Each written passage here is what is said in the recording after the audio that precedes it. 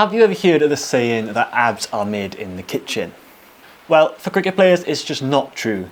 You need to train your core like any other muscle, like I have done with hundreds of my athletes, and transform it from just show to a powerhouse that elevates your game. So in this video, I'm going to show you 4 simple exercises that will transform your core, helping you get game-changing pace and leave your competition in the dust. To start with, let me show you how you can train the most important core movement in cricket. Remember when you were first learning how to bowl? You were taught to point your leading shoulder down the wicket. When you follow through, your bowling arm shoulder should be the one now pointing down the wicket. Now, that base of your technique never changes, but as you grow and got better, the speed and force generated through that movement increases until your body can't do it any quicker. And to be able to bowl faster, you need to produce more speed and force at this point. But how do you do that? Rotational exercises are great for this. And like a lot of exercises, I like to use ones that can be loaded with weights and not only bands. This gives us a way to progress week on week. So to increase your rotational strength, I'd use a cable wood chopper, a landmine rotation, and even horizontal ball throws. Start by adding these exercises to your weekly routine, gradually increasing weights to build strength over time. But I know what you're thinking.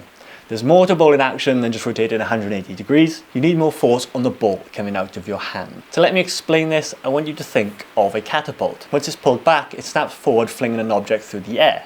The more force it snaps forward with, the quicker the object travels. That snapping forward motion is releasing the ball in your delivery and following through. So how can you increase that force? These core exercises are probably the most common that you see. Anything working on the front of your core in that crunching motion is going to get you better at this. But for me, I'd use V-ups, hanging leg raises and ball slams. Start with 3 sets of 10 reps for either one of the movements and progress the reps and sets week on week. Generating more speed and force is great, but the core plays a massive role in avoiding injuries. All this newfound pace you've discovered isn't going to be any use to anyone if you can't play. Now, imagine you're going through your bowling action.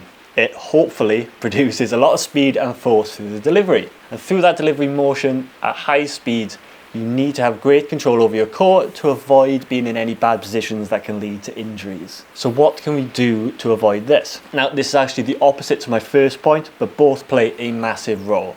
So as well as rotational exercises, you need anti-rotational exercises. These help you overcome a force wanting to move you in a direction you don't want to go. For this, I'd use a Pallof press, a suitcase carry, or as a bodyweight variation, a side plank. Start with 3 sets of 30 seconds on each side of the body, but remember, always train both sides of your body. Again, we do more than just rotating in our bowling action. So what else can we do to make sure our core stability is so great it's not going to lead us to having any time away from the game? Let me explain this by using a tree. Under high winds, a tree is going to be at risk of snapping. The tree doesn't know what way it's going to be blown by the wind, but whatever the way the wind comes, it needs to resist it not to snap. Now, the stronger the tree's trunk, the less chance it has of snapping. And the trunk is our core stability. We're moving at such high speeds when bowling, our body is going to be moving all over the place.